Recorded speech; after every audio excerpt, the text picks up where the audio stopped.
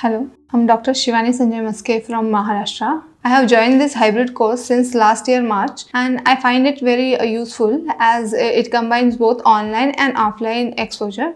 In online course, they complete total 42 modules which are very useful in theoretical manner. They have covered multiple important topics like evaluation of female infertility, male infertility, what are the causes of unexplained infertility. Along with that, semen preparation, semen analysis, endometriosis, PCOS. These are very important topics and which are covered in a very better way in online classes. In simulation training, we got hands-on ovum retrieval, embryo transfer, IUI, hysteroscopy. During ovum pickup, initially tell us about the theoretical part of ovum pickup, and after that they will give us simulation. After that we have to perform the same procedure till we get 100%. In IUI and embryo transfer, we will be facing difficulties when we are having a retroverted uterus or acutely anteverted uterus. So they will give exposure of multiple type of uterus over here. Shandala ma'am classes are very useful during online classes, and she will be here during simulation training for further guidance as well. After joining this course, I am able to manage both of my obstetric clinical work along with IVF exposure. You will get idea about what problem you are going to face in your practice of IVF or IUI setup, and